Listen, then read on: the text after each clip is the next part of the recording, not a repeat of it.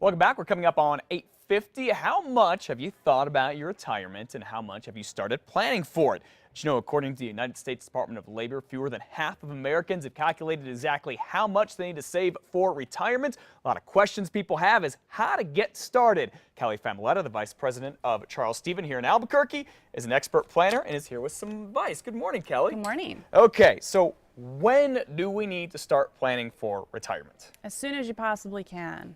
It's harder than people think. They vastly underestimate how much they need to save, and so you need to get started as soon as you can. Okay, so the younger the better, and I think that part of it is, just like you said, it's harder than we think, and this whole idea that it's so complicated scares people away. Right. So how do you get started? What's the thing to do?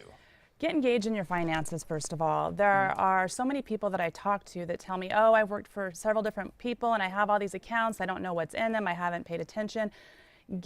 Read your statements, know what's going on, make sure that your spending is on track, know what your assets and your debts are. And that's the first step, is just getting your arms around it, knowing what you have and what you don't have. I think you guys call it in the industry like getting a good financial picture of what's going on in your life. Right.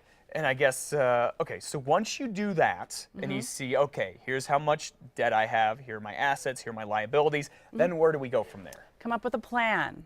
So that can be as simple as, hey, you know what, I want to retire when I'm 65. What do I need to save, and run calculations? How do you figure those calculations out? How do I know, okay, if I make X number of dollars a year and I'm used to living a certain lifestyle, how much do I need to save, or what percentage do I need to save so that I can retire when I'm 60, 65, 70, or whatever?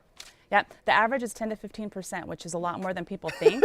But there are calculators out there. You can Google them. Your financial advisor, your retirement plan advisor, your banker, your accountant, they have access to all these things. You can call, us. We can help you get them. You can Google them.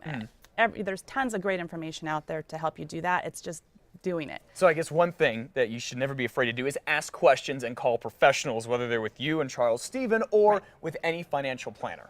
Right, right. The same way that if I need medical advice, if there's something going on, or if I need my car repaired, I go to the doctor, I go to a mechanic. People feel like they shouldn't have to ask for help, that they should know when it comes to financial things, and that's not necessarily the case. Ask your advisors. There are people there to help you. That's why they're there.